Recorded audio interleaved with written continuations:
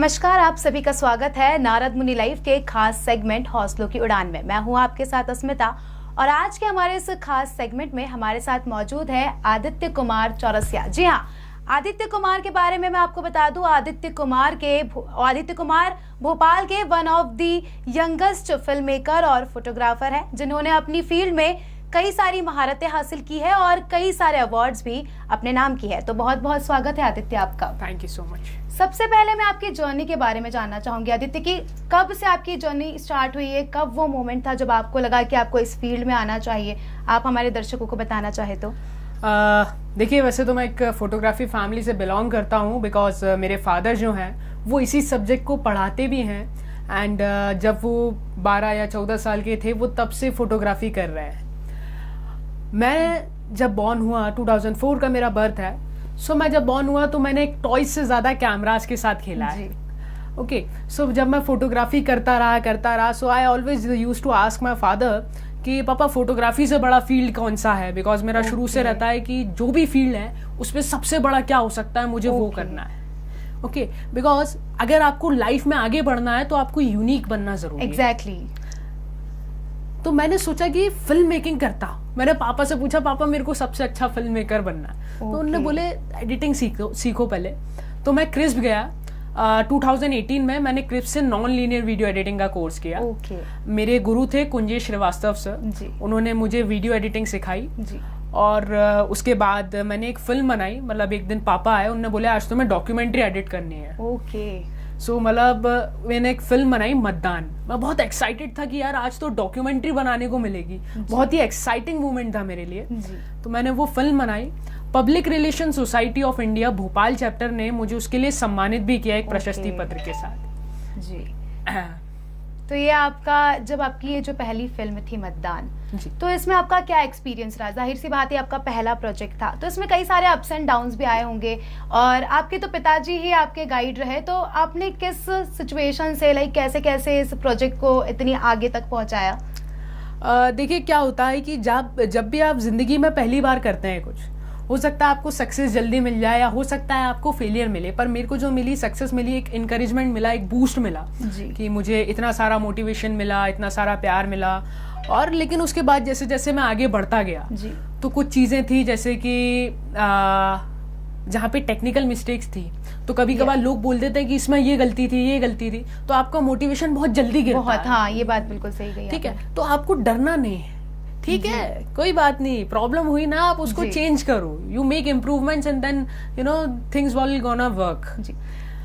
तो आदित्य जी, मैं आपके बारे में पढ़ रही थी तो उसमें मुझे स्वयं के बारे में पता चला कि उसमें आपके 90 परसेंटाइल आए हैं और उसमें इंडिया से लगभग 2640 स्टूडेंट्स ने पार्टिसिपेट किया था। तो आप हमारे दर्शकों को थोड़ा इस बारे में बताना चाहे कि क्या था स्वयं और इसकी जो पूरी हिस्ट्री और आप कैसे गए और आपका इसमें क्या अनुभव रहा? देखिए, बहुत से गुरु हैं, जैसा मैंने कहा कि जिंदगी में मैं कभी सीखना बंद नहीं करता और हमें भी ये चीज ध्यान रखनी चाहिए कि हम जीवन में कितना भी ऊंचे चले जाएं, हमें जमीन से जुड़े रहना है। हमेशा ये मानना है कि अभी तो हमने कुछ सीखा ही नहीं, अभी तो मंजिल बहुत दूर है। जी। तो मैं सीखता रहा और हमेशा इंटरेस्टेड रहता हूँ सीखने में। मेरे पिताजी हमेशा कहते हैं बेटा नई नई चीजें सीखते रहो, इनोवेटिवनेस होनी चाहिए। तो एक ऐसा ही ऑनलाइन मेरे पास आया कि ये स्वयं का कोर्स शुरू होने वाला है। ओके, सो मैंने लिंक पे क्लिक किया, लास्ट डे था, अप्लाई किया और उस कोर्स में एनरोल हो गया। वो प्री रिकॉर्डेड कोर्स था। स्वयं एक सेंट्रल गवर्नमेंट द्वारा एक बनाया हुआ प्लेटफॉर्म है जो कि पौंडीचेरी यूनिवर्सिटी का, जिसमें कोर्स चल रहा था। तो वो कोर्स को मैंने ज्वाइन किया। कोर्स की फीस नहीं लगी, as it was a free course, but the course जो था उसका एग्जाम एनटीए ने लिया। So in the course which was by Swayam, so उसका जब एनटीए ने एग्जाम लिया, so in that I have scored 90%. Great. So yeah, and that was a great achievement. Yeah, beautiful. आपने अपनी इस फील्ड में 20 से भी ज़्यादा कोर्सेज की है और जैसे कि आप अभी 17 साल के ही है, आपके 12th, आपके बोर्ड्स एग्जाम भी होंगे 10th, 12th और अभी भी फिलहाल आप 12th क्लास में हैं, तो कैसे ये सारी चीज़ें मैनेज कर पा रहे हैं आप कि पढ़ाई के साथ साथ अपने पैशन को कैसे फॉलो कर रहे हैं? इतना ईजी नहीं है ये सब। बिल्कुल। देखिए, आज के वक्त जब मैं बात करूँ कि आप अभी 21वीं सदी में जी रहे हैं। जी। एक वक्त था जब सरकारी नौकरी मिल जाती थी तो सेटिस्फाइड हो जाते थे कि बस अब जिंदगी बढ़िया हो जाएगी। आज के टाइम पे हम देखते हैं कि 2 टाइप की नौकरियां होती है। एक सिविल सर्विस और एक प्राइवेट जॉब। जी। हर दूसरा बच्चा जो मेरी उम्र का है वो सोचता है कि मुझे यूपीएससी निकालना, या तो मैं आईपीएस में जाऊंगा या मैं आईएएस में जाऊंगा। लेकिन जिन्हें नौकरी करनी है, मेरी उम्र से किसी भी बच्चे का ये नहीं होना चाहिए कि मुझे नौकरी करनी है, नहीं, मुझे नौकरी देनी है। एग्जैक्टली। आज हमारे देश में हमारे देश के prime minister respected Narendra Damodas Modi ji इस चीज को बोलते हैं कि युवा प्रधान देश है मेरे को आत्मनिर्भर देश बनाना है। लेकिन आत्मनिर्भर देश तब बनेगा जब इस युवा जो है इस देश का वो आत्मनिर्भर बनेगा। बिल्कुल सही बात कही आपने। और जो चीज है वो एजुकेशन के साथ साथ है।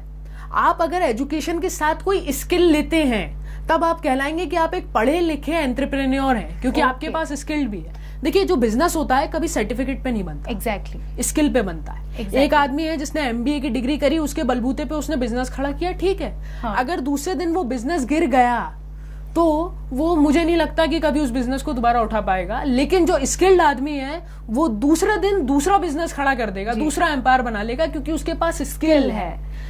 तो आपके अकॉर्डिंग, जैसे आपने बात की एजुकेशन और स्किल की, तो जब हम अपना इंडियन एजुकेशन सिस्टम देखते हैं तो उसमें मार्क्स बेस्ड है कि टॉपर हो तो तुम बहुत कुछ कर सकते हो। तो आपको क्या लगता है कि एजुकेशन और स्किल में क्या डिफरेंस है? देखिए, एजुकेशन मतलब, पहली चीज तो मैं एक चीज बता दूं कि जब देश स्वतंत्र हुआ बहुत सी चीजों में बदलाव हुए, लेकिन शिक्षा पद्धति में बदलाव नहीं हुआ। ठीक है, आज भी जब हम 12th पास करते हैं, बच्चा ग्रेजुएशन करता है, पीजी करता है, लेकिन उसके बाद उसके नौकरी के अते पते कहाँ हैं? उसे स्ट्रगल करना पड़ता है जॉब ढूंढने के लिए। लेकिन ऐसा क्यों? माता पिता जो हैं वो इतना सारा पैसा इन्वेस्ट करते हैं ताकि मेरा बच्चा अच्छी नौकरी करेगा, लेकिन वो नौकरी तो उसको तब मिलेगी जब वो स्किल्ड होगा उस लेवल की। अगर कोई बंदा गूगल, फेसबुक यहाँ पे ऐसी जगह पे काम कर रहा है तो आप देखेंगे कि वो स्किल्ड इंसान को लेते हैं। जी। कभी कभार होता है कि डिग्री सेकंड चीज हो जाती है कि उसके पास स्किल है इसलिए उसको ले लिया जाता है और बहुत हायर पैकेज होता है। जी, बिल्कुल सही। ठीक है, ये आप तब कर पाएंगे जब आपके अंदर सीखने की भूख होगी। ऐसा नहीं है कि आज बंदे ने इतना स्कोर कर लिया फिर कल को ऐसा हो जाएगा ऐसा हो जाएगा। तो मैडम ऐसा नहीं है। आज की डेट में अगर आप एजुकेशन में अच्छे हैं, आप लोगों से अच्छे से बात करते हैं, व्यवहारिक हैं, और उसके साथ साथ आपके पास अच्छी स्किल है, तब जाके आप कुछ अच्छा कर सकते हैं। Education is like degree. अगर आपको समाज में बोलना है कि पढ़ा लिखा हूं तो मेरे पास डिग्री होना आवश्यक है, लेकिन मैं बोलूं कि मैं एक सक्सेसफुल इंसान बनना चाहता हूं जिसके पास बैंक बैलेंस हो, स्टेटस हो, दुनिया भर की चीजें हो, तो मुझे स्किल्ड बनना जरूरी है, काबिल इंसान बनना जरूरी है। एग्जैक्टली। और बिना स्किल्स के आप कैसे आगे बढ़ोगे? ये तो वही बात हो गई कि हाँ, पंखे लगे हैं मगर उसका स्विच ही नहीं है, तो फिर हम उम्मीद कर रहे हैं कि पंखा चालू हो। तो आपके स्कूल का, जहाँ से आपने स्कूलिंग की, तो उनका कितना ज्यादा सहयोग रहा? क्योंकि आप अपना पैशन फॉलो कर रहे थे, आपको जाहिर सी बात है कई बार स्कूलिंग को छोड़ के भी आपको इस चीज में ध्यान देना पड़ता होगा, तो उनका कितना सहयोग रहा आपके इस काम में? ठीक है, मेरे स्कूल में जैसे कि वन विहार में वाइल्ड लाइफ कंपटीशन होते हैं, तो मेरी जो स्कूल की प्रिंसिपल हैं मिसेस शेफाली गौतम, मतलब उन्होंने मेरा 2 बार नाम अप्रोच किया, मुझे फॉर्मल लेटर भी दिया कि आप प्लीज़ वहाँ पे पार्टिसिपेट कीजिए, एंड वहाँ मैं गया भी, तो उनका भी थोड़ा बहुत रहा। बट स्टिल एक जो बच्चे का रहता है कि एकेडमिक में भी वो ठीक है, पर अगर उसको प्रोत्साहित करा जाए कि जिस फील्ड में इंटरेस्टेड है तो उसकी बात फिर कुछ और होगी। ठीक है, अगर मेरे अलावा कोई दूसरा बच्चा है वो पढ़ाई में ठीक है लेकिन वो दूसरी फील्ड में और अच्छा है, तो आप उसको प्रोत्साहित करिए कि बेटा थोड़ा सा पढ़ाई में और कर लो, बहुत बेहतर हो जाओगे। बिल्कुल सही। अगर आप किसी को डांटेंगे, मतलब मेरा मानना है कि, और ये चीज पेपर पे भी है या जीनियसेस ने कहा है कि human being is the one of the most intelligent and genius organism in this world. सबसे होशियार ऑर्गेनिज्म है इस दुनिया का इंसान। हमारे पास सोचने की क्षमता है, हमारे पास एक दूसरे से हम जो थॉट्स होते हैं एक दूसरे से हम व्यक्त कर सकते हैं, कोई जानवर नहीं कर सकता। एग्जैक्टली। अगर हम जानवर नहीं है so don't treated us like animals. आप बच्चे को मारिए मत, आप उसको समझाइए। जब आप उसको समझाएंगे तब उसका इम्पैक्ट कुछ और पड़ेगा। ओके, सो आप जब उसको समझाते हैं तो आपके दिल में भी उसके लिए इज्जत बढ़ जाती है, ये टीचर्स के लिए मैं कहूंगा, और उस बच्चे में भी आपको अंतर दिखाई देगा। बिल्कुल सही बात है कि जब हम टीचर से एक बॉन्ड शेयर करते हैं, कि जब हमारा, जैसे आपका भी ये पैशन है तो आपने अपने टीचर्स के सामने रखा होगा, तो उन्होंने भी आपको उसी तरह का सपोर्ट किया होगा, तो आपके दिल में भी एक उमंग आई होगी कि नहीं, मुझे ये चीज़ करना है। तो आदित्य, तुम्हारी इस जर्नी में कई सारे ऐसे मोमेंट्स होंगे कि तब बहुत प्राउड फील होगा, तो ऐसा कोई सा मोमेंट अगर आप शेयर करना चाहें हमारे दर्शकों के साथ, जब आपको लगा होगा कि नहीं, मतलब एक वो जो होता है ना खुशी के आंसू आने वाला मोमेंट।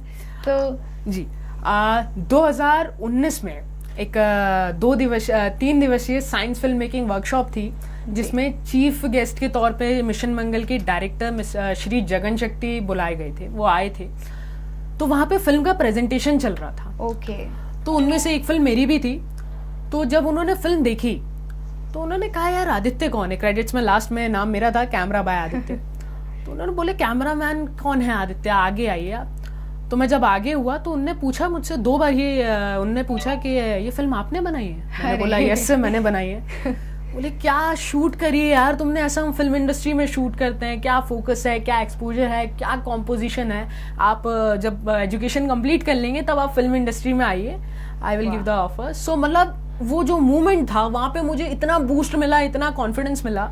तो वो जो चीज है मतलब इट्स इतनी कम उम्र है आपकी, मतलब उस समय आपकी उम्र क्या रही होगी? 15 साल। जी हाँ, 15 साल का एक लड़का है जिसे मिशन मंगल अपने आप में एक बहुत बेहतरीन फिल्म है, उसको हर तरह से हम देख ले, और उसके जब डायरेक्टर आपको ऐसा कहते हैं तो जाहिर सी बात है आपका काम भी उस लायक होगा।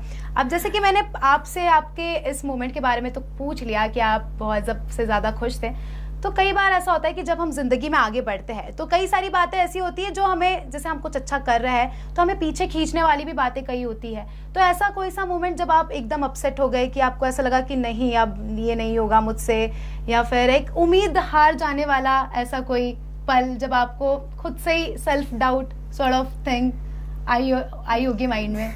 देखिए क्या होता है कि जब भी आप नए प्रोजेक्ट पे काम करते हैं जी, तो आप नए नए लोगों से मिलते हैं, आप खुद से भी डिसअपॉइंट होते हैं कि मैं ये नहीं कर पा रहा, इतनी सी चीज है। तो क्या है कि आप अपने आप को थोड़ा ब्रेक दीजिए, अपने आप के लिए टाइम निकालिए। सबसे इम्पोर्टेंट है जिंदगी को जीना।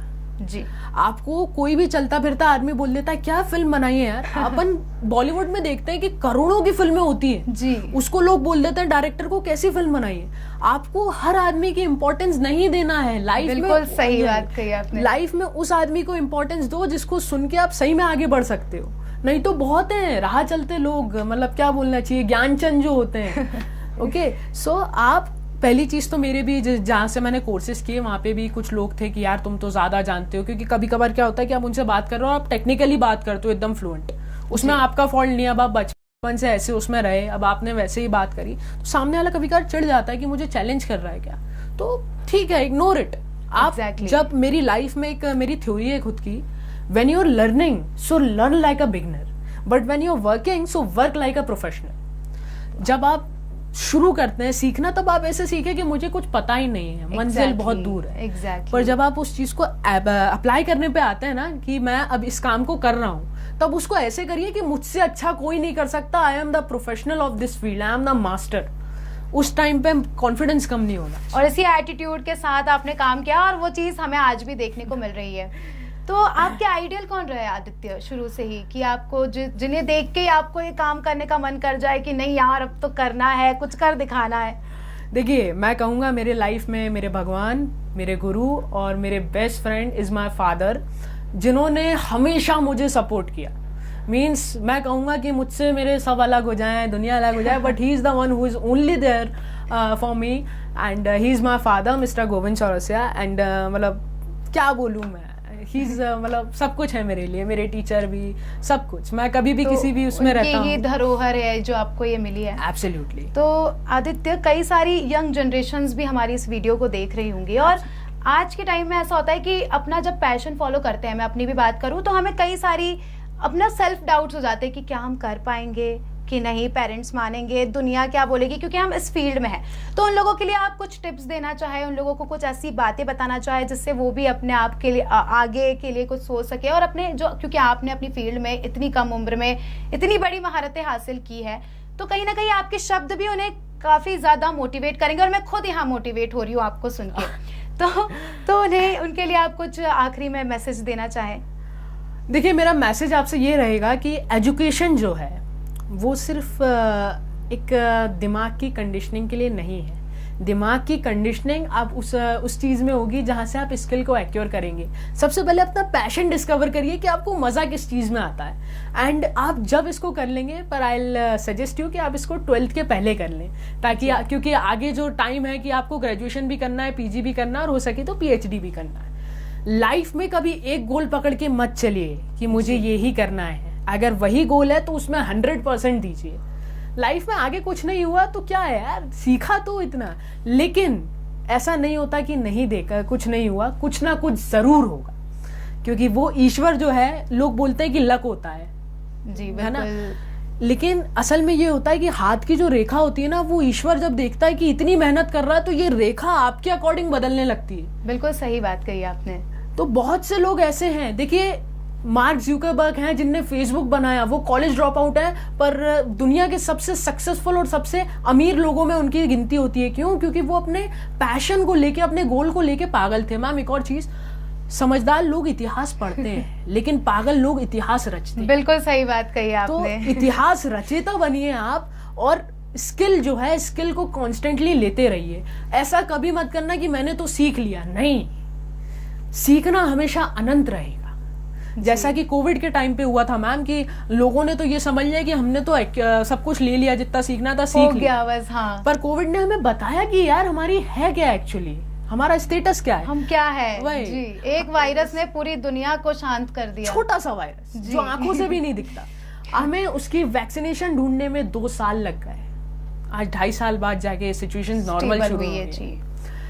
तो बस पैशन को फॉलो कीजिए, एजुकेशन लेते रहिए हैं ताकि आप पढ़े लिखे कहलाएं, अपने व्यवहार को अच्छा रखिए, आप लोगों से अच्छे से बात कीजिए और स्किल्स को लीजिए, और आखिरी में और सबसे इम्पॉर्टेंट, अपने पेरेंट्स को हमेशा ध्यान में रखिए, और आप उनके लिए क्या कर पा रहे हैं, जिस सोसाइटी से आपको मिला आप उनको क्या देंगे लास्ट में। और देश की जिम्मेदारी नहीं है कि वो आपको आगे बढ़ाए, आपकी जिम्मेदारी है कि आप इस देश को आगे बढ़ाएं। बिल्कुल सही बात कही है आदित्य ने, कि देश की जिम्मेदारी नहीं है कि वो हमें आगे बढ़ाए, हमारी जिम्मेदारी है, एक नागरिक होने के नाते हमारी जिम्मेदारी है कि हम अपने देश को क्या दे रहे हैं। तो आज हमने बात की आदित्य कुमार चौरसिया से, और आदित्य जी हमें उम्मीद है कि आगे भी आप काफी ज्यादा नाम कमाएंगे और काफी ज्यादा महारतें हासिल करेंगे, क्योंकि अभी तो सिर्फ 17 के हैं आप, और आगे ऐसी कई सारी महारतें आपके नाम होना है, और हम ऐसे ही चाहेंगे कि आप ऐसे आगे बढ़ते जाएं, और हम जब भी बुलाएं आपको, आप हमारे सेट पे आते जाएं। तो बहुत बहुत बधाइयां आपको।